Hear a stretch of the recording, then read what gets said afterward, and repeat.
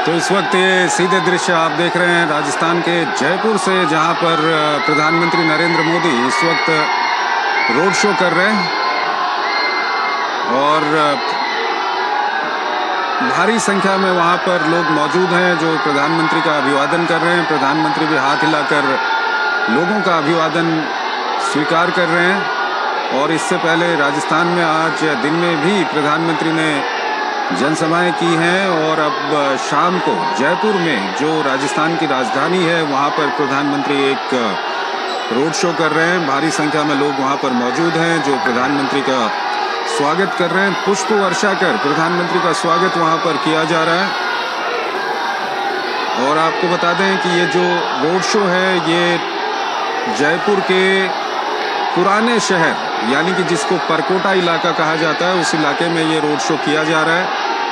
और अपने road show के दौरान प्रधानमंत्री मोदी आदर्श नगर, हवा महल और किशनपोल विधानसभा क्षेत्र को कवर करेंगे। यानी कि वो ये 3 विधानसभा क्षेत्र हैं जो प्रधानमंत्री के रोड शो के रास्ते में पड़ते हैं। तो ये सीधे दृश्य इस वक्त हम आपको दिखा रहे हैं जयपुर से, जहां पर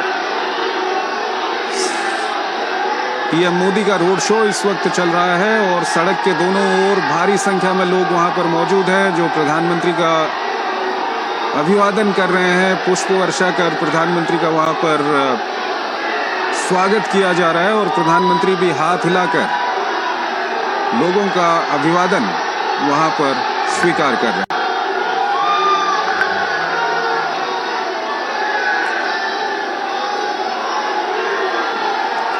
तो काफी महत्वपूर्ण प्रधानमंत्री का ये रोड शो है। राजस्थान में विधानसभा चुनाव चल रहे हैं और विशाल बैरिस्टो हमारे संवाददाता हमारे साथ जुड़ रहे हैं, उनसे हम बातचीत करेंगे। विशाल, जयपुर के जिस इलाके में ये रोड शो चल रहा है उस इलाके को लेकर के कुछ जानकारी हमारे दर्शकों को दीजिए और साथ ही साथ ये बताइए कि ये रोड शो कितना महत्वपूर्ण है। इस वक्त राजस्थान में विधानसभा चुनाव चल रहे हैं और पीएम मोदी वहां पर रोड शो कर रहे हैं और लोगों की भारी संख्या वहां पर दिखाई दे रही है। तो क्या कुछ कहेंगे आप? चंद्रशेखर, मैं आपको ये बता दूं कि प्रधानमंत्री का जो रोड शो है वो जयपुर के परकोटे में चल रहा है। परकोटा मतलब कि सिटी वॉल, और ये वो जयपुर है जिसे सवाई जयसिंह ने 18वीं शताब्दी में 1727 में बसाया था।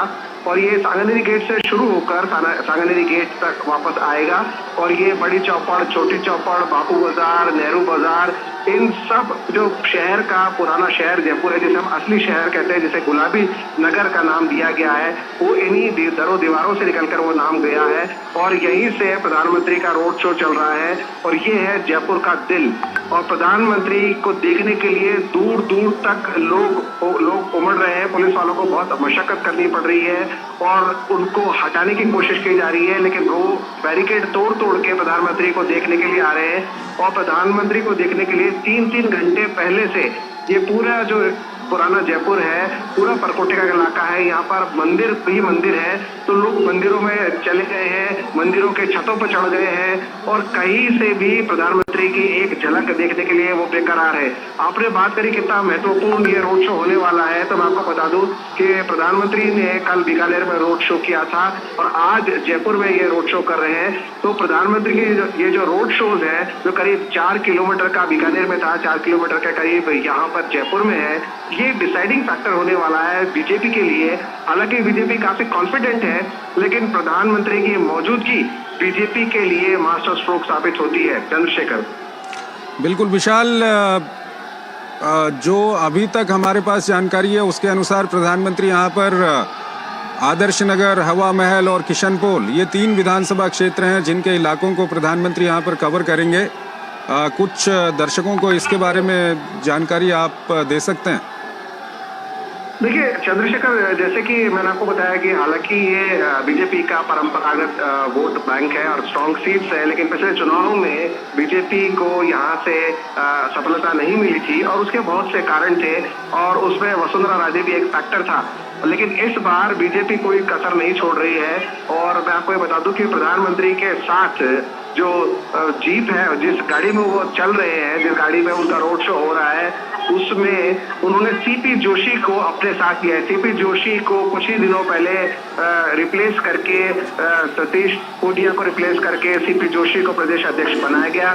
सीपी जोशी ब्राह्मण कैंडिडेट है, चित्तौड़ से वो आते हैं और अपने हिंदुत्व के लिए वो जाने जाते हैं और उनको साथ में लेना एक सीधा मैसेज है कि बीजेपी जो है अपने हिंदू वोट को इंटैक्ट करना चाहती है। और मैं आपको ये भी बता दूं कि हवा महल से उन्होंने एक हाथोज का जो मंदिर है उसके महंत को उन्होंने कैंडिडेट बना के उतारा है, बाबा बालमुकुंद को। और जिस तरह से तिजारा में उन्होंने एक महंत को कैंडिडेट बनाया है, तो बीजेपी ने अपना जो मैसेज है बिल्कुल साफ कर दिया है कि वो केसरिया रंग पे और कमल के बटन पर और हिंदुत्व के मुद्दे पर यहाँ चुनाव लड़ रही है। और जो अन्य मुद्दे हैं जैसे कि महिला बिल्कुल विशाल, शैलेंद्र हमारे साथ जुड़े हुए हैं, हमारे संवाददाता। शैलेंद्र, किस तरह का माहौल वहाँ पर आप देख रहे हैं? हम दृश्य देख रहे हैं कि वहाँ पर भारी संख्या में लोग मौजूद हैं और प्रधानमंत्री का काफ़ी गर्मजोशी से वहाँ पर स्वागत किया जा रहा है और जिस रास्ते से रोड शो गुजर रहा है उसके दोनों ओर भारी संख्या में वहाँ पर लोग मौजूद हैं।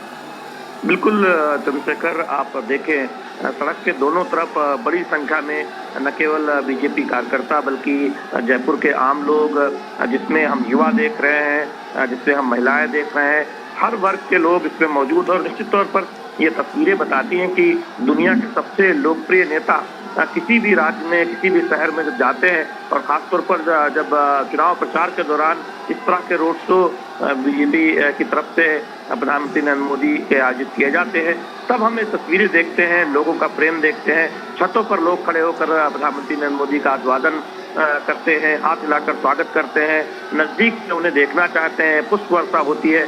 और ये तस्वीरें दिखाती है, कल बीकानेर में भी दिखा था कि किस तरह से प्रधानमंत्री नरेंद्र मोदी का स्वागत करने के लिए, उनका अभिनंदन करने के लिए जनता बहुत उत्सुक दिखाई दे रही थी और किस तरह से लोगों का समर्थन और प्यार प्रधानमंत्री नरेंद्र मोदी को मिलता दिखाई दे रहा था। और हमने देखा कि प्रधानमंत्री हाथ हिलाकर अभिवादन स्वीकार भी कर रहे हैं। आप बाईं तरफ देखें या दाईं तरफ, दोनों तरफ जनता का एक हुजूम दिखाई दे रहा है। और ये तस्वीरें देखकर निश्चित तौर पर भारतीय जनता पार्टी के जो रणनीतिकार हैं, भारतीय जनता पार्टी के जो आम कार्यकर्ता हैं, वो बेहद प्रफुल्लित नजर आ रहे होंगे, क्योंकि हम पिछले 2 दिनों से देख रहे हैं बीजेपी धुआंधार प्रचार कर रही है। राजस्थान में प्रधानमंत्री नरेंद्र मोदी की चुनावी जनसभाएं हमने देखी कल और आज, कल बीकानेर में रोड शो, आज जयपुर में ये भव्य रोड शो इस वक्त देखने को मिल रहा है। जो तस्वीरें दूरदर्शन न्यूज के जरिए जयपुर, राजस्थान और देश भर के दर्शक देख रहे हैं, निश्चित तौर पर ये तस्वीरें दिखाती हैं कितने एक तरह से प्रधानमंत्री नरेंद्र मोदी को देखने के लिए कितने लोग लालायित रहते हैं। और इन तस्वीरों में वो एक भीड़ दिखाई देती है जो प्रधानमंत्री नरेंद्र मोदी का अभिवादन करना चाहती है। तो निश्चित तौर पर बीजेपी इसी वजह से चंद्रशेखर हम देख रहे हैं कि जब अब विधानसभा चुनाव कहीं आते हैं तो प्रधानमंत्री नरेंद्र मोदी के रोड शो जरूर आयोजित किए जाते हैं। और हमने देखा था गुजरात में भारतीय राजनीति का सबसे लंबा ऐतिहासिक रोड शो हुआ था। और हमने ठीक है शैलेंद्र, आप हमारे साथ बने रहिए। हमारे साथ हमारे वरिष्ठ संवाददाता विनोद मिश्रा हमारे साथ जुड़ रहे हैं, उनसे हम बातचीत करेंगे। विनोद जी, राजस्थान में चुनाव चल रहे हैं और इस सब के बीच प्रधानमंत्री ने कई जगहों पर रैलियां की हैं और उसके अलावा बीकानेर में उन्होंने रोड शो भी किया था और अब जयपुर में रोड शो, जो राजस्थान की राजधानी है, क्या कुछ कहेंगे? राजस्थान की राजधानी नहीं है, गुलाबी शहर जो आप कह सकते हैं ना, कि जैसे कि गुलाबी शहर पूरे दुनिया में अगर आप देखें कि एक टूरिस्ट मैप पे जयपुर शहर को माना जाता है। राजे रजवाड़े से लेके और आज प्रजातंत्र की, आप लोकतंत्र की यही खूबी है। जब लोकतंत्र में प्रधानमंत्री रोड शो में एक एक आदमी से मिलते हैं, उनकी भावनाओं जो अभी आप देख रहे हैं कि सड़क पे तैर रही है लोगों की, तो ये लगता है ये लोकतंत्र में ही संभव है। जब एक प्राइम मिनिस्टर खुद सड़क पे आते हैं और वो चलते हुए लोगों के साथ में वो एक कम्युनिकेशन करते हैं, वो संवाद बनाते हैं, तो ये इस देश की जो ताकत है ना, ये समझ में आती है कि देश की जनता जो है वो कितना इम्पोर्टेंट है। तो ये गुलाबी शहर में इस तरह की जो आज ये रोड शो देख रहे हैं, वो नजारा कुछ खास इसलिए भी है कि राजस्थान में देखिए जो प्राइम मिनिस्टर मोदी की जो कैंपेनिंग है पिछले 4 दिन से, अब लगातार देखिए 4 दिन से जो लोगों के बीच जा रहे हैं, अपना रिपोर्ट कार्ड बता रहे हैं, भविष्य की योजनाएं बता रहे हैं, तो ये एक अद्भुत क्षण होता है जब एक पीएम, देश का पीएम लोगों से सीधा संवाद करता है, लोगों को अपनी योजनाओं के बारे में बताता है, लोगों के भविष्य का भारत की एक खाका सामने में रखता है और सामाजिक भागीदारी का एक देश बनाने के लिए लोगों को इसमें जुड़ने का आह्वान करता है। राजनीति अलग है, चुनाव जीतने हारने में की बात तो अलग अलग पार्टी अपने अपने तरीके से अपने तर्कों से करती है, लेकिन सबसे इम्पोर्टेंट ये है कि इस पॉलिटिकल पार्टी में अगर आप देखेंगे तो अपने मैसेज क्या दे रहे हैं। तो जब आप लोगों के लिए मैसेज देते हैं, दूसरे पार्टी का जब आप चुनाव प्रचार देखते हैं, राजनीतिक नेताओं के बड़े बड़े नेता स्टार प्रचारक अभी राजस्थान में है, कांग्रेस से लेके आम आदमी पार्टी से लेके सबने अपनी ताकत सौंपी है, लेकिन जब वो एक मैसेज की बात होती है कि आप आम लोगों से संवाद करते हुए संवाद क्या दे रहे हैं, तब आपको लगता है वहां आपको एक फर्क लगता है। तो ये फर्क जो है पीएम जब रोड शो करते हैं और लोगों की बड़ी भागीदारी उसमें हुजूम साथ में चलते हुए देखते हैं, तब वो लगता है कि लोगों का कनेक्शन जो है, लोगों का कनेक्ट क्या है, ये आपको पीएम के रोड शो में दिखने को मिलता है। विनोद जी, 2008 में जयपुर में सीरियल ब्लास्ट हुए थे और पिछले दिनों जो जयपुर बम ब्लास्ट के आरोपी थे उनको कोर्ट ने बरी कर दिया क्योंकि उनके खिलाफ पर्याप्त साक्ष्य नहीं मिले थे। और बीजेपी ने एक बड़ा मुद्दा इसको बनाया हुआ है और प्रधानमंत्री का जो रोड शो आज जिस रूट पे चल रहा है, इस रूट के अधिकांश जगहों पर ये सीरियल ब्लास्ट हुए थे, इसको लेकर क्या कुछ कहेंगे? एक बड़ा मुद्दा बीजेपी ने इसको बना के रखा हुआ है। आप मान सकते हैं, आप ये देखिए कि ये यहाँ आप हिंदुस्तान में अलग अलग कोने में, जिस आप कभी यूपी, आप राजस्थान की बात करें, अभी यूपी की बात करें, इससे पहले महाराष्ट्र की बात करें, ये 2009 का आपको याद होगा, 2008 से 9-10 तक में जो एक सीरियल बम ब्लास्ट का एक किंग बना हुआ था। भारत के जो टूरिस्ट स्पॉट हैं, हिस्टोरिकल प्लेसेस हैं, रिलीजियस प्लेसेस हैं, वहाँ इस तरह के आतंकी हमले होते थे। लेकिन ये पता नहीं इस देश में सियासत की क्या एक मजबूरी है कि वो एक टेररिज्म को, एक बड़े फंडामेंटलिज्म को और सियासत में कैसे घालमेल करती है, इसका उदाहरण राजस्थान में दिख रहा है। और अब ट्रायल कोर्ट को यह कहना पड़ा कि इसमें जो ट्रायल हुई है वो कितनी, एक तो सुस्त हुई है, इसकी रफ्तार सुस्त थी। दूसरा, जो आपको ट्रायल कोर्ट में उसको पनिश करने के लिए या कानून के दायरे में लाने के लिए जो सबूत जुटाने थे, इन सारी चीजों का वहाँ किस तरह से दिखा, वो तार होते हुए दिखा।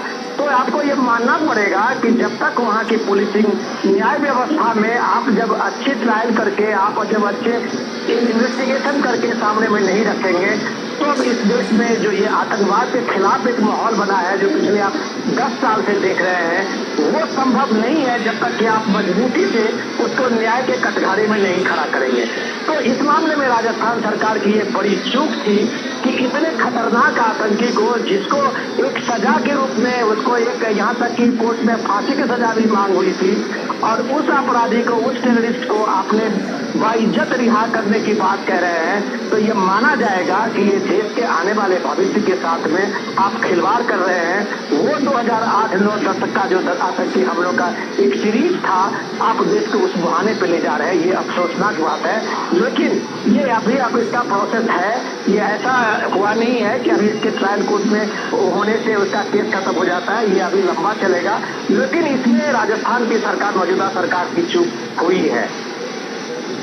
ठीक है विनोद जी, एक तरफ जी, विनोद जी अपनी बात पूरी कीजिए। जी, मैं यही कह रहा था कि लॉ एंड ऑर्डर जो है, आप ये देखें कि ये इसलिए होता है जब आप इस मामले में कोई सियासत का आप एक चेहरा बना, एक लाइन खींचते हैं। अब ये देखिए, पिछले दिनों जो राजस्थान में जितने दंगे हुए थे, जिस तरह से वहाँ पे एक माहौल बना था, इस माहौल के कारण में इसलिए था कि आप जस्टिस करते हुए नहीं दिख रहे थे। आप कहीं न किसी कॉर्नर में एक सॉफ्ट कॉर्नर ले रहे थे। ये ठीक बात है कि एडमिनिस्ट्रेशन को इस रूप में अपना एक रोल करना पड़ता है, लेकिन लॉ एंड ऑर्डर में आपको एक मैसेज भी देना पड़ता है। और वो मैसेज आपको बाबा अगर योगी आदित्यनाथ को लेकर लोग जितना भी बहस कर ले, लेकिन यूपी जैसे जगह पे आज अगर इस देश में पिछले 5 साल में एक भी दंगे नहीं हुए हैं, तो राजस्थान में ये संभव था। जो करने में अशोक गहलोत चूक गए हैं। शायद जो बीजेपी का आरोप है कि उन्होंने एक एपीजमेंट की तरह उस पर कोई ठोस कार्रवाई करते हुए नहीं दिखे, हो सकता है कि एक बड़ी वजह हो। विनोद जी, इसके अलावा बार बार जो भी वहाँ पर जनसभाएं हो रही हैं, चाहे वो प्रधानमंत्री की जनसभा हो या बीजेपी के दूसरे नेताओं की जनसभा हो, बार बार जो राजस्थान की सरकार है उस पर आरोप लगाया जा रहा है महिलाओं के खिलाफ अत्याचार का। लॉ एंड ऑर्डर की वहाँ पर जो सिचुएशन है वो काफ़ी ख़राब हो चुकी है। ये कितना बड़ा मुद्दा बन चुका है इन चुनाव में? बिल्कुल बड़ा मुद्दा है। अब अशोक गहलोत हर अपने जो प्रेस कॉन्फ्रेंस करते हैं या जो रैली करते हैं या अभी वो गारंटी यात्रा पे निकले हुए हैं, उनको ये सफाई देनी पड़ रही है। और वहाँ नेता अभी सफाई कांग्रेस के नेता दे रहे हैं कि चूंकि राजस्थान में FIR लॉज ज्यादा होता है इसलिए केस ज्यादा दिखता है। तो ये आप इस मामले को इस तरह से छुपा नहीं सकते। आज सोशल मीडिया का दौर है। आप अगर FIR लॉन्च नहीं करेंगे तो ऑब्वियसली सोशल मीडिया पे वायरल होगी। और जो सबसे ज्यादा जो सोशल मीडिया पे इस तरह की खबरें हैं, चाहे दलित के साथ में अत्याचार की खबरें हैं या महिला उत्पीड़न की खबर है, और वो गांव देहात में अब रिपोर्ट हो रहा है, तो ये आपकी मजबूरी है कि आपको मजबूरी में उसको रिपोर्ट करनी पड़ी है। और अगर आपको रिपोर्ट करनी पड़ी है तो आपके एसपी डाटा में वो चीजें आएगी। और जब आएगी तो आपको इसका जवाब भी देना होगा कि राजस्थान लगातार महिला उत्पीड़न के मामले में, महिलाओं के साथ में अभद्र व्यवहार करने के मामले में क्यों सबसे अव्वल रहा है और सरकार कोई ठोस कार्रवाई करते हुए क्यों नहीं दिखी है। विनोद जी, इसके अलावा आज प्रधानमंत्री ने एक रैली के दौरान ये भी कहा कि ऐसा कोई पेपर नहीं जिसे कांग्रेस ने बेचा नहीं। दरअसल वो पेपर लीक का मामला वहाँ पर उठा रहे थे। इसको किस तरह से वहाँ पर बीजेपी इस मुद्दे को उठा रही है? देखिए, सच में ये मामला जो है पीएम मोदी का, अगर आप 2-3 मामले को देखें वो किस तरह से करप्शन के इशू पे जो पूरी तरह से अशोक गहलोत सरकार को घेर रहे हैं। और डेफिनेटली ये चीजें पिछले 2 साल से आप देखिए कि लोगों के जनमानस में कहीं से हर एक आदमी इस चीज के लिए, इंडिविजुअल जो बेरोजगार युवक चाहे वो सरकारी नौकरी के लिए तैयारी कर रहे हो या फिर दूसरे बिजनेस के लोग अपने अपने एक छोटा मोटा इंस्टीट्यूशन बनाने के लिए या दुकान करने के लिए कर रहे हो, उनके मन का जो सवाल है वो सवाल आज टीम अपने रैली में उठा रहे हैं। और ये इसलिए उठा रहे हैं कि जब आपके आज अगर इस तरह की कार्रवाई हो रही है, आज अगर ईडी की कार्रवाई हो रही है, उसमें लॉकर खुल रहे हैं, उसमें जो बैंकों में उनके पैसे जो रखे हुए वो लोगों के बीच सार्वजनिक हो रहे हैं, तो ये काम जब आज ईडी की कार्रवाई से हो रही है तो काश अगर 2 साल पहले वहाँ के एसीबी, वहाँ के जो क्राइम ब्यूरो है इस तरह की ठोस कार्रवाई करती तो शायद ये पेपर लीक चपरासी से लेके ऑफिसर तक का जो एक सीरीज था राजस्थान में शायद नहीं होता। आपको मैं एक बार याद दिला दूं कि सचिन पायलट ने पिछले महीने लगभग 3 महीने का इस पेपर लीक के खिलाफ में उन्होंने आमरण धरना यात्रा शुरू की थी और जयपुर शहर में उन्होंने धरना दिया था। और कांग्रेस को ये बात माननी पड़ी थी कि ये उसके सरकार में सबसे बड़ी नाकामी है। ये खुद कांग्रेस के लोगों ने माना और ये बात कम से कम बीजेपी के लोग कहेंगे तो ये एक आरोप लगेगा, लेकिन खुद सचिन पायलट इस पेपर लीक के मामले में राज्य सरकार को घेरते हुए नजर आए और उन्होंने एक तरह से उसको बड़ा मुद्दा बना दिया था। लेकिन आज अगर प्राइम मिनिस्टर मोदी इस चीज उछाल रहे कि सचिन पायलट चुप है, आज वो इस कार्रवाई पे करने के लिए कोई जो एजेंडा उन्होंने बनाया था उस एजेंडा को सचिन पायलट आज की रैलियों में अपनी जनसभाओं में नहीं उठा रहे हैं, लेकिन पीएम मोदी उनके बचे हुए काम को आगे बढ़ा रहे हैं और वो कह रहे हैं कि ये भ्रष्ट सरकार है। जब एक नौजवान की कोई नौकरी छीन के दूसरे को पैसे लेके दे रहा हो तो आप कह सकते हैं कि एस्पिरेशन इंडिया के साथ ये बड़ा धोखा है।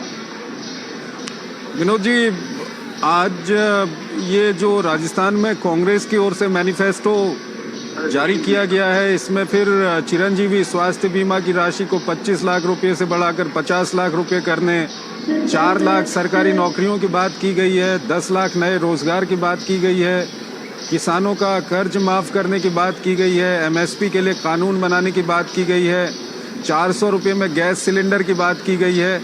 तो ये वैसे ही वादे हैं जैसे छत्तीसगढ़ में और साथ ही साथ मध्य प्रदेश में भी कांग्रेस इस तरह के वादे कर रही है, जिसके लिए बीजेपी की ओर से आरोप लगाया गया है कि फ्री की रेवड़ियां बांटने की कांग्रेस की आदत हो चुकी है इन चुनावों में। ये बीजेपी के लिए कितनी बड़ी चुनौती वहां पर है? देखिए जोशी जी, ये देश जो है वहाँ लोग जनता को बहुत अंडर एस्टिमेट करते हैं। उनको लगता है कि हम ये लोग लुभाने वादे करके और चुनाव हम जीत जाएंगे, सत्ता में दोबारा आ जाएंगे।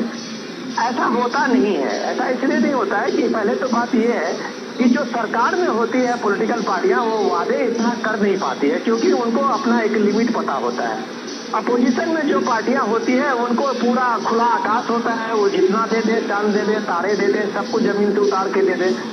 लेकिन जो सरकार में पार्टी होती है उसके साथ में एक लिमिटेशन होता है, उनके पास रिप्रेजेंटेशन कम होते हैं कि वो इस चीज को बता सके लोगों को। और अगर ये बात, अगर 25 लाख की जनजीवी योजना की बात, वो आज सीधे सीधे 50 लाख, राहुल गांधी ने सिर्फ यही तो कहा था कि हम सबसे ज्यादा अपने स्वास्थ्य स्कीम में पैसा दे रहे हैं, अगर इसको थोड़ा और बढ़ा दे तो शायद और लोगों की सहूलियत होगी। राहुल गांधी के सिर्फ एक जनसभा में इतना कहने के साथ ही 1 घंटे के बाद अशोक गहलोत सरकार से ये आ जाता है उसका वादा कि इसको हम 50 लाख कर रहे हैं। तो जो आपको करना नहीं है उसको अगर आप 1 करोड़ भी कर दे तो क्या फर्क पड़ता है? अगर आपको करना है तो आप लोगों को इसका बजट बता सकते हैं कि हम जो ये 1 करोड़ या 50 लाख करने जा रहे हैं उसके पीछे हमारा ये बजट है और उसको लेके हमारी ये तैयारी है। आपने राहुल गांधी ने एक बात कही और 1 घंटे में आपने 25 का 50 कर दिया।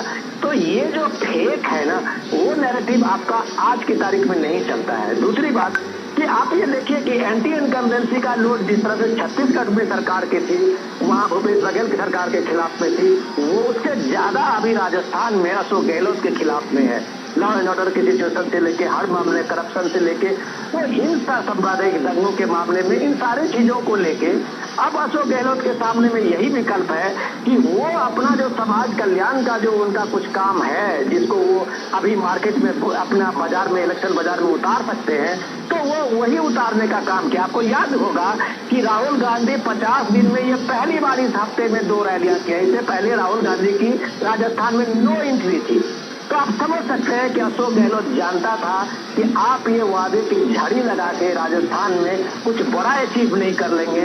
राहुल गांधी की जितनी आबादी उसने उतना हक, ये नारे से आप राजस्थान में कुछ नहीं कर पाएंगे। तो अशोक गहलोत ने एक तरह से राहुल गांधी की इस एंट्री को, पॉलिटिकल रैली को एक तरह से बैन किया हुआ था। अब ये लास्ट सीजन, इस इलेक्शन के में ये अंतिम फेज है जहाँ पे इसका चुनाव का प्रचार प्रसार बंद हो जाएगा 4 दिन के बाद। तो अब राहुल गांधी का यहाँ अपीयरेंस होता है और वो गेस्ट अपीयरेंस में ये वादे के साथ साथ अपनी बड़ी बड़ी बातें कहने लगे हैं। लेकिन अशोक गहलोत को पता है कि उनको जो अपना समाज कल्याण का जो उनका अपना कुछ काम है, जो एजेंडा है, उसी को वो साथ में रखेंगे। और ये इतनी बड़ी जो गारंटी यात्रा वो पिछले महीनों से कर रहे हैं, तो लोगों को बता रहे हैं कि जितना हम काम अभी तक किया है उसको आगे रखेंगे और इसमें हम कम से कम 20-25 और जोड़ेंगे। तो लोग भी ये बात पूछ रहे हैं ना, जब आप सरकार रहते हुए नहीं किया तो आप अगली सरकार बनने पर क्या करेंगे? ये बात लोग उनके पास सामने में एक सबसे बड़ा सवाल बन के खड़ा है। इसके अलावा विनोद जी, अगर हम कांग्रेस की बात करें तो कांग्रेस के अंदर एक तरफ सचिन पायलट धड़ा, दूसरी तरफ अशोक गहलोत का धड़ा, उसके अलावा लाल डायरी का भी मामला सामने आया। जो कांग्रेस पार्टी के अंदर का भीतरघात है वो कितना बीजेपी के लिए प्लस पॉइंट है यहाँ पर? देखिए, ये बताना जरूरी है। इस रोड शो के चलते चलते प्राइम मिनिस्टर का काफिला चल रहा है, लेकिन ये चर्चा आपने बहुत अच्छा की, इसमें शुरुआत की है कि सबसे इम्पोर्टेंट है कि आप देखिए कि छोटे छोटे चीजों को हम लोग मैंने अननोटिस कर देते हैं, उस चीज को मैंने अपने पॉलिटिकल कन्वर्सेशन में उसको नहीं लाते हैं। आप अभी 2 दिन पहले सचिन पायलट ने अभी एक प्रेस कॉन्फ्रेंस में कहा था, एक रिपोर्टर ने जैसे उनको पूछा कि अब आप रैली में खुल के हिस्सा ले रहे हैं तो क्या ये जो दूरियां है वो कम हो गई है? तो उनका जवाब था सचिन पायलट का कि हम ये रैली और ये इलेक्शन में का जो हमारा प्रचार प्रसार है वो हम मल्लिकार्जुन खड़गे के कहने से, पार्टी अध्यक्ष के कहने से कर रहे हैं। तो मतलब साफ है कि वो ये कह रहे हैं कि हमें कहा गया है कि तुम चुनाव मैदान में अपनी भूमिका निभाओ, तो इसलिए हम यहाँ आ गए हैं, बशर्ते कि उनका अपना कोई स्टेक नहीं है। Number 1 point. नंबर 2, उन्होंने कहा कि इस चुनाव में अगर हार की होती है, अगर हम सरकार में नहीं बनाने पाने की स्थिति हो तो इसकी जिम्मेदारी मेरी नहीं है। इसका मतलब वो ये भी कह रहे हैं कि 2018 में जैसा उन्होंने कैंपेन किया था और सचिन पायलट ने लीड लिया था और अचानक जब सरकार बनने की हुई तो 10 जनपद से अशोक गहलोत का नाम आया और वो चीफ मिनिस्टर बन गए थे। तो ये बात कर रहे हैं कि इस बार ऐसी नहीं है, इस जीत हार में मेरी कोई भूमिका नहीं है, अगर ये हार है तो सिर्फ अशोक गहलोत की हार होगी। तो इतना क्लियर कट मैसेज के बाद लोगों को समझने में कोई दिक्कत नहीं है।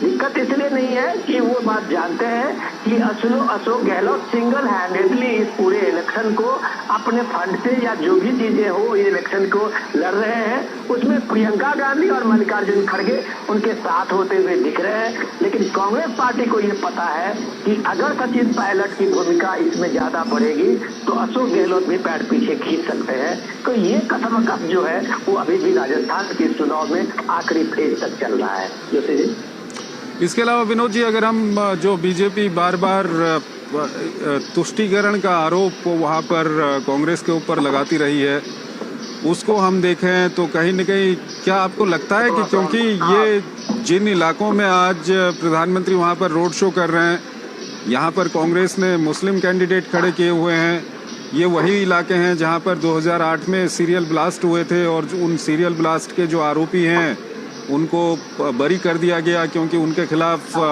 पर्याप्त सबूत नहीं थे। बीजेपी ने एक बड़ा मुद्दा इसको बनाया है। उसके अलावा बीजेपी वहाँ पर पीएफआई की भी बात करती है, दूसरे कई अन्य मुद्दे उठाती है। तो आपको लगता है कि ये बीजेपी के जो मुद्दे हैं वो जनता के दिमाग में किस हद तक वहाँ पर असर कर रहे होंगे? हमें ये भूलना नहीं चाहिए कि लोग कभी भूलते नहीं हैं इन चीजों को।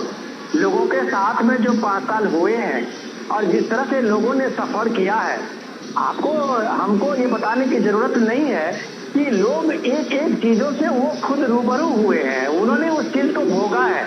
इसी जयपुर शहर में जो दंगे हुए हैं पिछले दिनों, इसी जयपुर शहर में जो बम धमाके हुए थे, क्या आपको लगता है कि लोगों के दिमाग से वो चीजें निकल गई है? ऐसा नहीं होता है। ये बात लोगों के दिमाग में है। हर आदमी चाहता है एक प्रोस्पेरस, एक शांतिपूर्ण माहौल चाहता है, चाहे वो किसी भी कम्युनिटी के हो। कोई कम्युनिटी नहीं चाहता है कि वो झगड़े फसाद में, दंगे में उसका समय बर्बाद हो, उसकी जो कारोबार है वो बिजनेस खत्म हो। ये टूरिस्ट प्लेस है राजस्थान का, जो आप ये कह सकते हैं कि राजस्व में टूरिज्म की सबसे बड़ी भूमिका है। और अगर इस तरह की चीजें राजस्थान में होते रहे, शहरों में इस तरह के धमाके होते रहे, सांप्रदायिक दंगे होते रहे, तो आप भला कैसे टूरिस्ट से उम्मीद करते हैं कि राजस्थान के जयपुर के इस बुलंद शहर को देखने आएंगे? तो जो माहौल था पिछले 2-3 साल में आप देखें, उस माहौल में राजस्थान लोगों को जला रहा था। और ये बात वहाँ के अक्रॉस सारे कम्युनिटी को इस बात की चुभती थी बात कि यार इससे सरकार को एक फर्म डिसीजन लेना चाहिए। तो मैं आपको पहले भी इस चीज का उदाहरण दिया था कि अगर यूपी में इतना बड़ा यूपी का 24 करोड़ के यूपी में पूरी दंगा का एक ये बन सकता है वहाँ 0 टॉलरेंस, तो क्या ये राजस्थान में नहीं हो सकता था? ये हो सकता था। लेकिन यही जो विपक्ष का अभी बीजेपी का आरोप है कि आपने अपीजमेंट की इसमें और आप उसमें ठोस कार्रवाई करते हुए नहीं दिखे, तो एक के बाद एक चीज चाहे वो सीएए के आंदोलन से शुरू कीजिए उनका प्रोटेस्ट से लेके, और लगातार तक ये प्रोटेस्ट राजस्थान में चलता रहा और शहर दर शहर जो है वो आप ये देख लीजिए कन्हैया लाल की मौत तक सामने में आ गई। तो ये जो इस तरह की चीजें बनी, काश ये अगर पहले दिन ही अगर रुकता तो उदयपुर का वो कन्हैया लाल की दुर्घटना नहीं होती, इस तरह की चीजें, हत्या नहीं होती, इस तरह का एटमॉस्फेयर नहीं बनता। तो ये सरकार की एक बड़ी जिम्मेदारी होती है कि जो एटमॉस्फेयर बन रहा है उसको समय रहते उसको रोके और एक माहौल बनाए, क्योंकि राजस्थान एक टूरिस्ट प्लेस है। राजस्थान के हर शहर में लोग जो जाते हैं वो एक फील करते हैं उस टूरिज्म स्पॉट को रूप में। अगर वहाँ शांति नहीं होगी, वहाँ खुशहाली नहीं होगी, माहौल नहीं बनेगा, तो नेशनल इंटरनेशनल क्या लोकल टूरिस्ट भी एक दूसरे शहर में जाते हुए हिचकिचाएंगे। विनोद जी, इसके अलावा क्योंकि अभी बिल्कुल ये विधानसभा चुनाव वहाँ पर हो रहे हैं और अभी की जो देशकाल परिस्थिति है उसकी अगर हम बात करें तो जनवरी में राम मंदिर की प्राण प्रतिष्ठा की तारीख भी तय हो गई है और बीजेपी के नेता अब जहाँ भी चुनावी रैलियों के लिए जा रहे हैं इस बात को ज़रूर बोल रहे हैं। तो ये जो राम मंदिर का मुद्दा है इस बार के चुनाव की अगर हम बात करें, और ख़ासकर अभी क्योंकि प्रधानमंत्री जयपुर में रोड शो कर रहे हैं, हम राजस्थान की बात करते हैं, वहाँ पर कितना असर करेगा ये मुद्दा? आपने बहुत सही सवाल किया है कि देखिए ये इलेक्शन में जिनको लग रहा हो कि अब वो राम मंदिर का मुद्दा वो खत्म हो गया है और उसमें कुछ अभी बचा नहीं है, तो उसके लिए कम से कम ये है कि राजस्थान, गुजरात, ये सब ऐसे स्टेट रहे हैं जो कार सेवा के रूप में अगर आप देखें कि उस समय से राम मंदिर आंदोलन में राजस्थान कभी दूसरे तीसरे नंबर का स्टेट आता था। तो आप ये देखिए कि ये वीरों का शहर है, ये धरती त्याग और त्याग के लोगों का शहर है। ये शहर जो है वो सबसे ज्यादा भारत की आस्था, भारत की जो सनातन संस्कृति है उसके ध्वज रक्षक के रूप में राजस्थान के शूरवीरों का सबसे पहला नाम रहा है। तो ये जब कभी आप राजा राम की और उसके प्राण प्रतिष्ठा की बात होती है, भव्य राम मंदिर की, तो राजस्थान जाहिर सी बात है कि उसके घर घर में एक उत्सव का माहौल है। हमने देखा है कि वहाँ राम को लेके, वो एक आदर्श पुरुष को लेके वहाँ पे जो लोगों में एक कनेक्शन है, तो ये बात तो जरूरी है। जब यहाँ पे अमित शाह अपनी रैलियों में जाते हैं और वो एक इन्विटेशन देते हैं कि यहाँ सारे लोग आए, जो 22 तारीख का वहाँ का राम मंदिर का शिलान्यास का, रामलला का जो प्राण प्रतिष्ठा हो रही है मूर्ति का, तो जाहिर सी बात है ये लोगों के दिल में है। तो अगर कोई बड़े लीडर जब बात करते हैं पब्लिक फोरम में, तो वो लोगों के दिल को टटोलते हैं कि उनके मन में जो वो चीजें हैं वो इस तरह से बाहर आए, वो भावनाएं वो सामने में दिखे। और इस भावना को लेके ये आप जरूर कह सकते हैं कि इसका बहुत बड़ा इम्पैक्ट है, क्योंकि भारत के 500 साल के इतिहास में संघर्ष के बाद अगर ये 22 जनवरी का वो सपना पूरा हो रहा है, तो आप मान सकते हैं कि हिंदुस्तानी, करोड़ों हिंदुस्तानी का, उनके 3-4 पीढ़ियों का, पूर्वजों का जो एक सपना था वो साकार होते हुए देख के डेफिनेटली आप कह सकते हैं कि ये एक बड़ा मुद्दा है और लोगों के मन में जरूर है ये सब। विनोद जी, फिर हम उन मुद्दों की ओर आते हैं जिन मुद्दों को यहाँ पर काफ़ी उठाया जा रहा है, और उन मुद्दों की हम बात करें उससे पहले आपसे ये जानना चाहेंगे कि चाहे हम छत्तीसगढ़ की बात करें, मध्य प्रदेश की बात करें या राजस्थान की बात करें, ये जो वादे करने की इस बार राजनीति चल रही है कि कुछ भी वादा आप कर दें और आप ये ना बताएं कि उन वादों को कैसे पूरा करेंगे, तो इस राजनीति को इस बार के चुनाव में थोड़ा सा ये बढ़ गया है। क्या कहेंगे इस बारे में? क्या मैं तो ये कहूँगा कि ये वादे तो अब इस तरह से बता रहे हैं कि मुझे लगता है कि जब सब कुछ लोगों को इस वादे से और इस गारंटी से मिल ही रहा है, तो लोगों को शायद कुछ करने की जरूरत ही ना हो।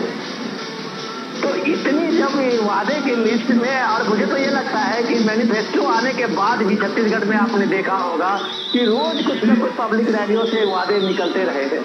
तो ये लिस्ट बड़ी हो रही है, लेकिन शायद इनको कोई पूछने वाला नहीं है कि इतनी बड़ी लिस्ट के पास आपके पास में इसका फंड का क्या मैनेजमेंट है।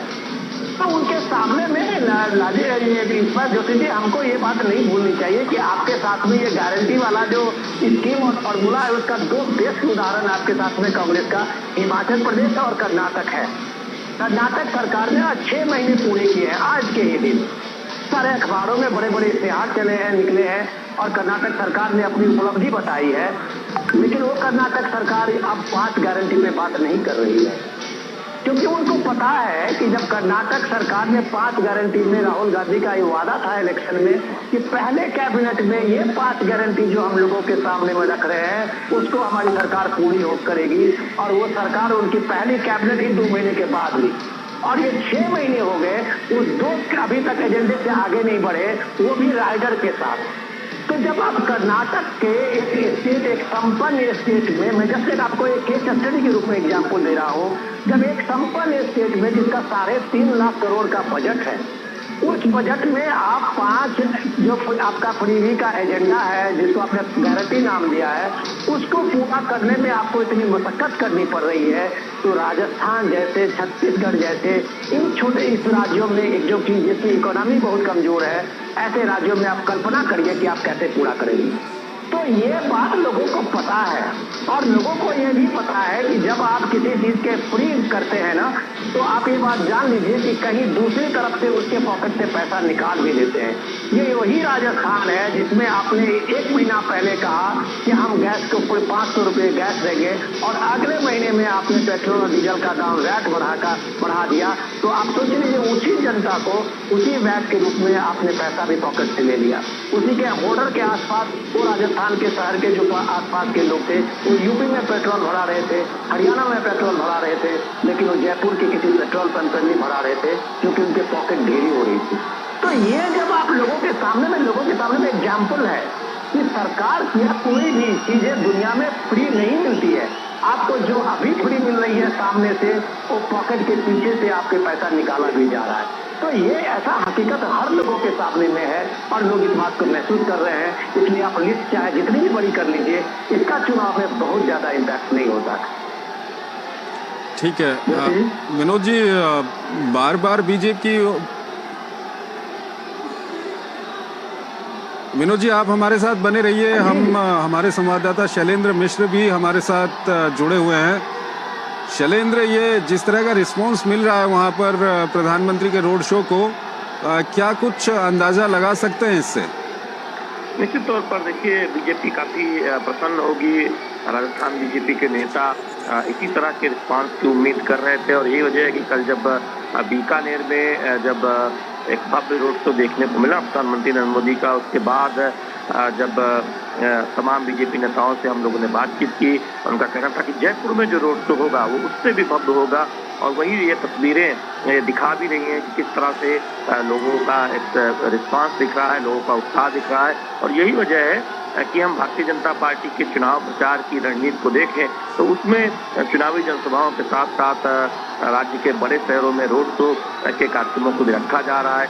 बीते हम अगर 2 वर्षों से तमाम विधानसभा चुनावों को देखें तो प्रधानमंत्री नरेंद्र मोदी के लंबे बड़े भव्य रोड शो हुए हैं। गुजरात के अहमदाबाद का ऐतिहासिक रोड शो सभी को याद है और बीकानेर में राजस्थान में हमने देखा कि किस तरह से एक रिस्पांस देखने को मिला। और आज ये जो भारी भीड़ है बताने के लिए काफी है। जो तस्वीरें इस वक्त दर्शक देख रहे होंगे, सड़क के दोनों तरफ इसमें लोग इकट्ठा हैं, सभी वर्ग के लोग हैं और निश्चित तौर पर बीजेपी प्रसन्न हो रही होगी प्रधानमंत्री नरेंद्र मोदी के रोड शो में तस्वीरें देखकर। तो निश्चित तौर पर प्रधानमंत्री नरेंद्र मोदी भी हाथ हिलाकर अभिवादन कर रहे हैं, अभिनंदन स्वीकार कर रहे हैं। और हमने देखा है कि दुनिया के सबसे लोकप्रिय नेता के तौर पर प्रधानमंत्री नरेंद्र मोदी जाने जाते हैं और वो कहीं भी जाते हैं और खासतौर पर जहाँ पर चुनाव होता है उन राज्यों में जहाँ वो रोड शो करते हैं, इस तरह का एक जबरदस्त रिस्पांस देखने को मिलता है, न केवल बीजेपी कार्यकर्ताओं का बल्कि आम लोगों का, आम शहर के लोगों का। और हम देख रहे हैं कि सड़क के दोनों तरफ वो दिखाई भी दे रहा है और दोनों हाथों से कई जगहों पर प्रधानमंत्री नरेंद्र मोदी अभिवादन स्वीकार करते, अभिवादन करते हुए नजर आते हैं। तो निश्चित तौर पर ये तस्वीरें भारतीय राजनीति में एक तरह से कहें कि एक दुनिया के सबसे लोकप्रिय नेता के रोड शो की तस्वीरें हैं जो दिखाती हैं कि वो कितने न केवल एक संवाद कौशल के धनी है बल्कि किस तरह से जनता से कनेक्ट हुआ जा सकता है, कितने माध्यमों से कनेक्ट हुआ जा सकता है। और खासतौर पर जब चुनाव प्रचार का मौका होता है पार्टी के लिए तो कोई कोर कसर प्रधानमंत्री नरेंद्र मोदी नहीं छोड़ते हैं। ये तस्वीरें ये बयां करती हैं। जी चंद्रशेखर जी, शैलेंद्र मेरी आवाज आ रही है आप तक? जी बिल्कुल आवाज आ रही है। आप कोई शैलेंद्र, आप पिछले कुछ दिनों से यहाँ पर मौजूद हैं और लगातार जो वहाँ पर विधानसभा चुनाव का माहौल है उसको आप देख रहे हैं। क्या कुछ मतदाताओं के दिमाग में क्या कुछ बड़े मुद्दे इस बार आपको वहाँ पर लग रहे हैं? क्या कुछ कहते हैं मतदाता? देखिए पहली बात तो है कि हम जानते हैं कि राजस्थान के विधानसभा चुनाव को एक तरह से बीजेपी एक तरफ और कांग्रेस एक तरफ इस तरह से पीछे आप कई दशकों से देखें तो कांग्रेस वर्सेस बीजेपी का चुनाव रहता है। लेकिन कांग्रेस के लिए एक दुविधा ये है कि जो एक राष्ट्रीय स्तर पर जो उन्होंने गठबंधन बनाया है उसके तमाम गठबंधन सहयोगी एक तरह से देखें वो दमखम लगा रहे हैं, वो उस कांग्रेस के गठबंधन का हिस्सा नहीं है, यानी वो अलग चुनाव लड़ रहे हैं, वो अपनी अलग राजनीतिक जमीन तलाश रहे हैं। तो कांग्रेस के लिए चुनौती है। दूसरी बात है कि जिन मुद्दों को बीजेपी ने उठाया है राजस्थान में अशोक गहलोत सरकार के खिलाफ, वो बड़े मुद्दे बनते हुए दिखाई दे रहे हैं और कांग्रेस का जो घोषणा पत्र आया, कांग्रेस उसमें भी एक तरफ से देखें उन मुद्दों की छाप दिखाई देती है, चाहे महिलाओं के लिए एक सुरक्षा व्यवस्था की बात हो, क्योंकि राजस्थान के आंकड़े बताते हैं कि महिला अत्याचार के मामले में राजस्थान एक अग्रणी प्रदेश है, कानून व्यवस्था को लेकर यहाँ की स्थिति ठीक नहीं है। तो ऐसे में इस मुद्दे को हम देख रहे हैं कि न केवल विधानसभा चुनाव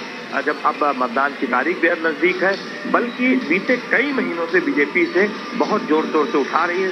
जब यात्राएं निकाली गई थी राज्य में, बीजेपी के तमाम नेता यात्राओं में शामिल हुए थे, तभी अशोक गहलोत सरकार को घेरने की कोशिश की गई थी और ये कहा गया था कि अशोक गहलोत सरकार दरअसल जो आरोपी होते हैं उन पर कार्रवाई करने को लेकर इच्छुक नहीं रहती। और हम जानते हैं कि जब एक मंत्री ने विधानसभा के अंदर ये कहा कि उनका एक वीडियो भी आया है, एक कथित वीडियो जिसमें हमने देख रहे हैं कि एक महिला है वो पैसे वापस कर रही है उनको गुस्सा जताते हुए। तो दरअसल जब उन्होंने एक बयान दिया कि राजस्थान मर्दों का प्रदेश है और उस बयान की इतनी निंदा हुई, चौतरफा आलोचना हुई कि महिला अत्याचार इसलिए होते हैं यहाँ पर ज्यादा, क्या ऐसा कोई नेता कैसे कह सकता है? और बीजेपी ने सवाल ये उठाया कि उसी वक्त राजस्थान की गहलोत सरकार ने या फिर कांग्रेस के आला कमान ने निर्देश क्यों नहीं दिए कि उस नेता को मंत्रिमंडल से हटाया जाए, और न केवल उसे मंत्रिमंडल में बनाए रखा गया बल्कि विधानसभा चुनाव में टिकट भी दिया गया, यानी कांग्रेस के टिकट पर वो उम्मीदवार भी हैं, चुनाव भी लड़ रहे हैं। तो ऐसे में इस मुद्दे को बीजेपी ने बहुत बड़े स्तर पर पूरे राजस्थान में उठाया है कि देखिए, एक तरफ बीजेपी है जो चाहती है कि महिला के लिए राजस्थान सुरक्षित हो, और दूसरी तरफ कांग्रेस पार्टी की सोच दर्शाता है कि एक ऐसा शर्मनाक बयान जो नेता देता है उसे मंत्रिमंडल में बनाए रखा जाता है, उसे टिकट भी दिया जाता है, और उसके हम जानते हैं कि तमाम ऐसी घटनाएं हुई जिसमें आरोप लगे कि राजस्थान की सरकार ने ठीक से उस पर गंभीरता से संज्ञान नहीं लिया, आरोपियों पर कार्रवाई नहीं की। तो ये एक बहुत बड़ा मुद्दा हम राजस्थान में बनता हुआ देख रहे हैं। सुरक्षा व्यवस्था का जो मुद्दा है वो बहुत एक तरह से कहें बड़े स्तर पर ये उठता हुआ दिख रहा है। दूसरी बात यह, हाल के 2-3 दिनों में देखें, प्रधानमंत्री नरेंद्र मोदी ने जब से अपनी चुनावी जनसभाओं में इस बात को उठाया है कि पेट्रोल राजस्थान में 10 से 12 रुपये प्रति लीटर ज्यादा मिलता है, कीमत पर मिलता है पड़ोसी राज्यों के मुकाबले, हरियाणा हो, उत्तर प्रदेश हो, गुजरात हो, तब से हम देख रहे हैं कि ये एक बहुत बड़ा चर्चा का विषय है कि आखिर कांग्रेस जो लगातार केंद्र सरकार से कहती रहती है कि महंगाई से राहत दिलाने के लिए कदम उठाने चाहिए। जब केंद्र सरकार ने तमाम कदम उठाए, बीजेपी शासित राज्यों ने कदम उठाए, पेट्रोल डीजल पर वैट कम किए, तब राजस्थान ने और कांग्रेस शासित राज्यों ने कदम क्यों नहीं उठाए? और यही वजह है कि यहाँ पर 11 रुपये तक पेट्रोल महंगा मिलता है और बीजेपी ये कह रही है कि अगर उसकी सरकार बनती है, भाजपा राज्य में सत्ता में आती है, तो पेट्रोल की कीमतों की समीक्षा होगी। तो ये एक बहुत बड़ा मुद्दा हम बनता दिखाई दे रहे हैं। इसलिए भी कि इस पर हमने देखा कि अशोक गहलोत की प्रतिक्रिया आई, उन्होंने एक सफाई देने की कोशिश की कि राजस्व की जरूरत होती है, या फिर जो तमाम उन्होंने एक तरह से अपना सफाई में बातें कही। तो ये एक ऐसा मुद्दा है जो काफी चर्चा का विषय बनता हुआ नजर आ रहा है। तीसरी बात यह है कि विकास को लेकर हम देखते हैं कि बीजेपी एक तरह से दो तस्वीर सामने रख रही है, जनता को बता रही है कि देखिए, एक तरफ केंद्र सरकार की कल्याणकारी योजनाएं हैं, एक तरफ कोरोना के दौरान गरीबों के भूख की चिंता प्रधानमंत्री नरेंद्र मोदी ने की, 80 करोड़ लोगों को मुफ्त राशन दिया, 5 साल उसे और आगे बढ़ाने की बात है। तो दूसरी तरफ राजस्थान सरकार ने क्या किया है, युवाओं के भविष्य के साथ खिलवाड़ किया है, पेपर लीक का मामला है, लाल लॉयल्टी का मामला है, करप्शन का मामला है, और तमाम योजनाओं में इतनी गंभीरता नहीं दिखाई है राजस्थान सरकार ने जो केंद्र सरकार की योजनाएं हैं, लिहाजा राजस्थान में उतना उसका लाभ नहीं मिल पाया है।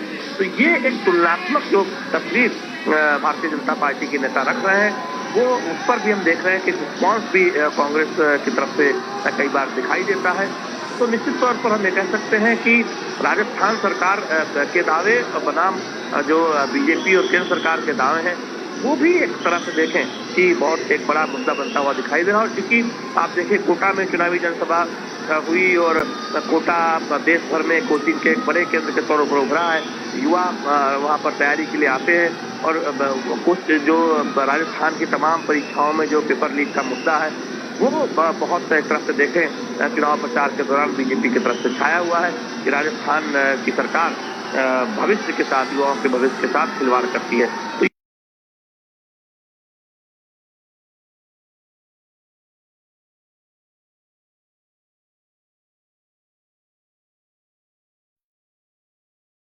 कांग्रेस पार्टी ने उन्हें क्यों पूरा नहीं किया, ये सवाल बीजेपी उठाती है कि आप सत्ता में थे, आपने उन पर क्या किया, चाहे वो नई नौकरियां सृजित करने की बात हो, सरकारी नौकरी देने की बात हो, या फिर तमाम जो वादे घोषणा पत्र में कांग्रेस पार्टी ने किए हैं। तो इन मुद्दों पर हम देख रहे हैं कि काफी चर्चा हो रही है, एक दूसरे पर आरोप प्रत्यारोप भी लग रहे हैं, विकास के मामले में भी और तमाम अन्य मामलों में भी। लेकिन निश्चित तौर पर जिन मुद्दों को बीजेपी ने बहुत जोर शोर से पिछले 6 महीनों में राज्य में उठाया है, हम देख रहे हैं कि उन मुद्दों पर चर्चा हो रही है, लोग बात कर रहे हैं, और उन मुद्दों पर कांग्रेस पार्टी को एक तरह से प्रतिक्रिया देनी पड़ रही है, कई बार रक्षात्मक रवैया अपनाना पड़ रहा है। बीते कई वर्षों में जो कांग्रेस पार्टी के बीच जो मतभेद था, अशोक गहलोत बनाम सचिन पायलट, हालांकि चुनाव के नजदीक आते आते दावा किया गया कि ये मतभेद खत्म हो गया। सचिन पायलट की तरफ से भी कई बार इस तरह के बयान दिए गए कि अब वो बीते बात हो गई। लेकिन बीजेपी लगातार इस बात को कहती है कि कांग्रेस की अपनी गुटबाजी के चलते राज्य का बहुत नुकसान हुआ है, और भले ही ये दावा करते हैं कि इनकी गुटबाजी खत्म हुई, उनका अपना घर नहीं संभल पा रहा है। राजस्थान कैसे एक तरह से देखें संभालेंगे, ये एक राजस्थान में जो कांग्रेस की जो आंतरिक गुटबाजी है, उसको भी बीजेपी बहुत जोर शोर से जनता के सामने रखने का प्रयास करती नजर आती है। तो निश्चित तौर पर इस तरह के मुद्दे हैं। कुछ जगहों पर नशा की एक तरह से देखें, प्रधानमंत्री ने 2 चुनावी जनसभाओं में इस बात को बहुत प्रमुखता से कहा कि जो भी नशे के कारोबारी हैं उन पर कार्रवाई किया जाएगा। तो जिन जनसभा जिसमें मौजूद था, तब बड़ी संख्या में महिलाएं थी, उन महिलाओं की तरफ प्रधानमंत्री नरेंद्र मोदी ने कहा कि उनके बच्चों से खिलवाड़ नहीं करने दिया जाएगा, और नशे का जो भी लोग कारोबार करते हैं उनके खिलाफ सख्त से सख्त कार्रवाई की जाएगी। तो राजस्थान में नशे की रोकथाम, ये भी आप देखें कुछ जिलों में खासतौर पर ये एक ऐसा मुद्दा है जिस पर लोग बात करते हैं कि नशे पर रोक लगनी चाहिए। तो इस तरह के मुद्दे राजस्थान के चुनाव में उठते हुए देख रहे हैं। लेकिन जो सबसे प्रमुख तौर पर उसमें महिलाओं के खिलाफ और दलितों के खिलाफ जो अत्याचार का मामला है, वो तकरीबन हर चुनावी जनसभाओं में, और अब लाल डायरी का मुद्दा जो करप्शन से जुड़ा हुआ है, ये 2 मुद्दे ऐसे हैं जो हम देख रहे हैं कि बीजेपी के जितने भी आला नेता आते हैं वो उठाते हैं, और ये ऐसे मुद्दे हैं जो हमें कह सकते हैं कि राजस्थान के चुनाव में चर्चा में। चंद्रशेखर। बिल्कुल शैलेंद्र, हालांकि आपने कई सारे मुद्दों की यहाँ पर बात की, आप हमारे साथ बने रहिए। उससे पहले हम दर्शकों को बता दें कि प्रधानमंत्री नरेंद्र मोदी इस वक्त जयपुर में रोड शो कर रहे हैं। जयपुर के पुराने शहर परकोटा इलाके में वो रोड शो कर रहे हैं। भारी संख्या में लोग वहाँ पर मौजूद हैं प्रधानमंत्री का स्वागत करने के लिए, प्रधानमंत्री का अभिवादन करने के लिए।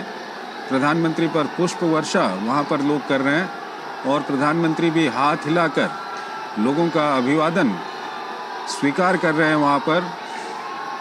और हमारे संवाददाता शैलेंद्र मिश्रा हमारे साथ बने हुए हैं, हमारे वरिष्ठ संवाददाता विनोद मिश्रा भी हमारे साथ बने हुए हैं।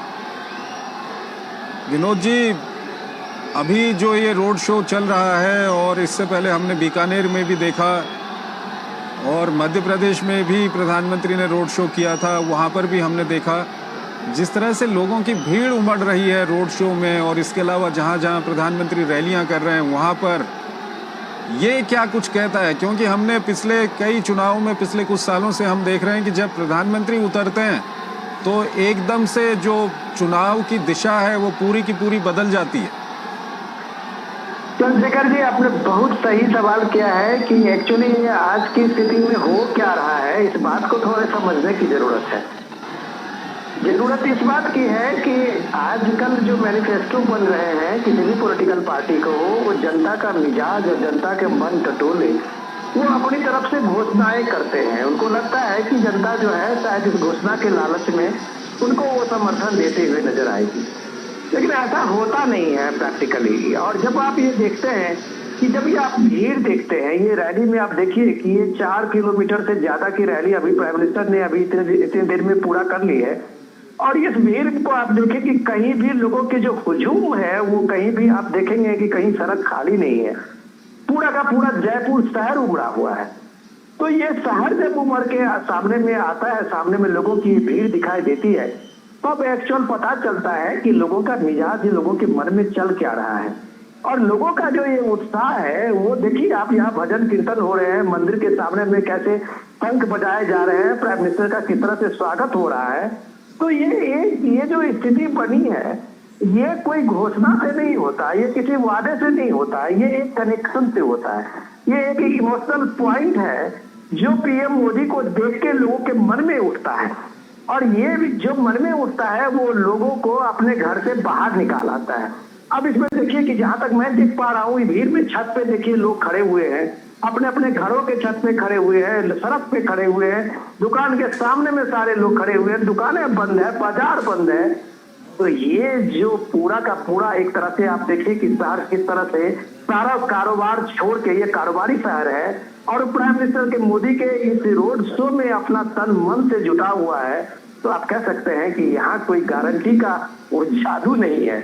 यहाँ जो जादू है वो एक भरोसा का है, और ये जो भरोसा है, जब आप ये देखेंगे कि पिछले 3 दिन से आप देख रहे हैं कि कांग्रेस के बड़े बड़े नेता इस बात को क्लेम करते हुए दिखते हैं कि पीएम मोदी ने उनकी गारंटी चुराई है, और ये सारे जो फ्रीबी है वो अचानक पीएम के या बीजेपी के लिस्ट में बड़ी हो गई है।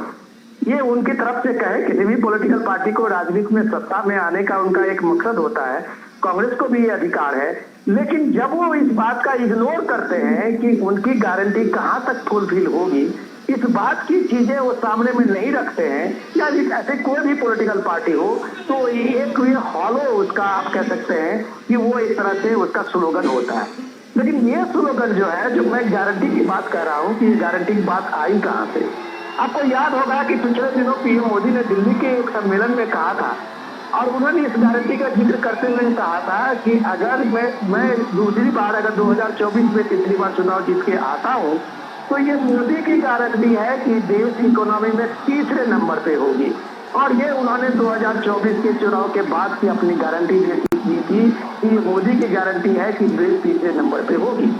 इसी तरह से ये गारंटी के बाद पीएम मोदी ने एक जनसभा में की, और उस जनसभा में कहते कहते हुए दिखे कि ये मेरी गारंटी है कि हर गरीब के घर का छत होगा, जो 3 करोड़ लोगों का घर इस योजना में पूरा करके दिए हैं। उन्होंने कहा कि हमने करके दिखाया है कि 12 करोड़ लोगों को शौचालय मिला है। उन्होंने करके दिखाया कि वहाँ 7 करोड़ से ज्यादा लोगों को गैस मिला है उज्ज्वला स्कीम में। उन्होंने ये करके दिखाया है कि हर घर बिजली का जो उनका वादा था वो हर गांव तक बिजली पहुंची है, हर घर बिजली पहुंची है। तो ये मोदी की गारंटी है। तो इस गारंटी को लेके जब वो इलेक्शन रैली में जाते हैं और ये बात कहते हैं, राजस्थान में जोर शोर से ये बात कहते हैं, ये मोदी की गारंटी है, तो लोगों में ये भरोसा जगता है कि मोदी जो कहता है वो पूरा करता है। और जो गारंटी की बात आप कह रहे हैं, या बड़े 14 गारंटी लेके आप राजस्थान में अभी अशोक गहलोत घूम रहे हैं, शायद उन लोगों को ये बता रहे हैं कि हमने ये गारंटी पूरी की, अब ये लिस्ट में जो गारंटी है उसको हम आगे पूरे करेंगे, लेकिन लोगों को पक्का यकीन है कि ये आपसे नहीं होगा। तो ये भीड़ अभी इस यात्रा में आप किसी भी पॉलिटिकल पार्टी का ये आप रैली देख लीजिए, उनकी जनसभाएं देख लीजिए, आप रोड शो देख लीजिए, आपके रोड शो में ये लंबी भीड़, ये लंबी कतारें, ये लंबा रोड शो, ये शायद अभी हिंदुस्तान में आप चाहे जहां भी चले जाए, चाहे नॉर्थ ईस्ट चले जाए, नॉर्थ के कर्नाटक के किसी शहर में चले जाए और दूसरे शहर उड़ीसा में चले जाए, अगर पीएम मोदी का रोड शो में ये ललक जो लोगों की है आपको बराबर देखेगी। ये सिर्फ बनारस में आप नहीं देखेंगे जहाँ के कंस्टिट्यूंसी से वो एमपी है, ये लगभग हर शहर में है। ये गुजरात में इतनी भीड़ आपको नहीं दिखेगी जहां उन्होंने 15 साल अपना एक चीफ मिनिस्टर रहते हुए और 20 साल एक कार्यकर्ता के रहते हुए बिताया है। ये पूरे देश में है। तो आप जब जननायक कहते हैं, आप एक नेशनल लीडर और एक उम्मीद का लीडर आप देखते हैं, आप जब ये कहते हैं, जो सरेंद्र बता रहे थे कि प्राइम मिनिस्टर मोदी को कैसे लोग अपना पासपोर्ट के रूप में देखते हैं कि उसका क्रेज कैसे बढ़ा है, इंडिया के पासपोर्ट की कैसे दुनिया में वैल्यू बढ़ी है, तो लोग जो चाहे बाहर जा रहे हो, चाहे वो इंफ्रास्ट्रक्चर के रूप में अभी कहीं देश में कहीं जा रहे हो, चाहे तीर्थ स्थान पे कहीं वो जा रहे हैं, ये परिवर्तन जो देखा है ये मोदी का भरोसा है। और हर आदमी इस गारंटी को मोदी की गारंटी से कनेक्ट करते हैं। चंद्रशेखर जी बिल्कुल, लेकिन इस सब के बीच विनोद जी, क्योंकि आप राजनीतिक जो मामले हैं उनकी काफ़ी अच्छी जानकारी रखते हैं, बीजेपी का राजस्थान में कोई घोषित मुख्यमंत्री पद का वहाँ पर दावेदार नहीं है और कई जगहों पर इसका फायदा भी पार्टी को हुआ है। क्या कुछ आपको लगता है इसका क्या कुछ असर वहाँ पर होगा? देखिए, ये बात आप बिल्कुल सही कह रहे हैं, आपका कहना वाजिब है। और प्राइम मिनिस्टर मोदी हर सभाओं में कहते हैं कि ये हमारा निशान कमल है, हमारा जो चुनाव का प्रतीक है वही हमारा सबसे बड़ा ये है। तो ये संगठन में जो लोग हैं उनको एक तरह से वो मैसेज हुए देखते हैं कि हमारा निशान कमल। और जब वो बात वो कहते हैं मोदी की गारंटी है, तो ये भी बात समझनी पड़ेगी कि जब वो कहते हैं कि डबल इंजन की सरकार, तो वो ये बात को बताते हैं कि मोदी उस इंजन का एक सबसे आगे का इंजन है। और ये इंजन को आप ये देखें, और ऐसा नहीं है जो लोग समीक्षक, राजनीतिक समीक्षक इसकी बात बताते हैं कि राजस्थान में मोदी की गारंटी है, एमपी में मोदी की गारंटी है, छत्तीसगढ़ में मोदी की गारंटी है, सब जगह कमल का निशान जो है वही उनका एक सिंबल बना हुआ है, वही लीडरशिप है। तो ये बात आज पहली बार नहीं हो रहा है। आप त्रिपुरा के चुनाव में देखिए, वहां भी मोदी का कमल निशान और मोदी ही थे गारंटी में। वहां आप जितने चुनाव का अभी आप उत्तराखंड में देख लीजिए, आप उत्तर प्रदेश में देख लीजिए, ये सारे गुजरात में आप देख लीजिए, ये सारे चुनाव अभी जो पिछले दशक में हुए हैं, पिछले 5 साल में हुए हैं, हर चुनाव में मोदी चेहरा थे और हर चुनाव में लोगों ने मोदी के ही भरोसा करके वहां चुनाव का बीजेपी को जिताया है। और ये अलग बात है कि विधानसभा के जीते हुए कैंडिडेट ने अपने अपने अपने अपने तरफ से अपने नेता को चुना है, सदन का नेता चुना है, लेकिन फेस इन सारे चुनावों में मोदी ही रहे हैं। तो ये बात आपको माननी पड़ेगी कि राजस्थान कोई एक्सपेरिमेंट नहीं है। अभी आप देख लीजिए कि वहां भी भूपेश बघेल को इतना ये माना जाता था कि सबसे कद्दावर फेस है उनका, लेकिन चीफ मिनिस्टर के रूप में कांग्रेस ने उनका नाम भी घोषित नहीं किया था। तो ये अलग अलग पार्टी की जब अपने बारे में तर्क अलग देते हैं और बीजेपी के बारे में अलग तर्क देते हैं, तो ये तर्क शायद जस्टिफाई नहीं होता है। लोग हर बात में कहा जाता है, कांग्रेस में कहा जाता है कि आला कमान फैसला करेंगे। राजस्थान के बारे में भी सचिन पायलट कर रहे हैं कि चीफ मिनिस्टर कौन होगा वो आला कमान फैसला करेंगे। तो मोदी तो ये बात कहते हैं कि जीते हुए जो एमएलए हैं वो चुन के उस बात को तय करेंगे कि उनका नेता कौन होगा। अभी इन सभाओं में, अभी इस इलेक्शन में मोदी फेस है, ये बात तो मोदी कह रहे हैं और सच्चाई से कर रहे हैं, साफगोई से कर रहे हैं। इसमें कोई भी छुपा नहीं रहे कि आला कमान तय करेगा कि नेता कौन होगा। यहाँ जो भी कह रहे हैं वो सामने में कह रहे हैं। चंद्रशेखर जी। विनोद जी, इसके अलावा बीजेपी, पीएम मोदी या होम मिनिस्टर अमित शाह, ये लोग जहां भी प्रचार कर रहे हैं वहां पर भ्रष्टाचार के एक मुद्दे को ज़रूर उठा रहे हैं। और बीजेपी का प्लस पॉइंट ये है कि चाहे केंद्र की सरकार हो या जिन राज्यों में बीजेपी की सरकारें हैं, वहाँ पर भ्रष्टाचार के कोई मुद्दे इतने सालों में नहीं आए हैं। तो ये कितना फ़ायदेमंद है बीजेपी के लिए, और इस भ्रष्टाचार का जो मुद्दा है ये लोगों पर कितना असर करता है? देखिए, ये बात जब एक आदमी, अगर प्राइम मिनिस्टर मोदी जैसे लोग इस बात को पब्लिक में कहते हैं कि जीरो टॉलरेंस करप्शन पे, तो वो सबसे पहले उन्होंने करके दिखाया है। आप ये देख लीजिए कि जितने भी स्कीम, फ्लैशिंग स्कीम है और उसमें जो पैसे लोगों के पास जाते हैं वो सेंटर से चला हुआ 1 रुपया सीधे उसके खाते में पहुंचता है।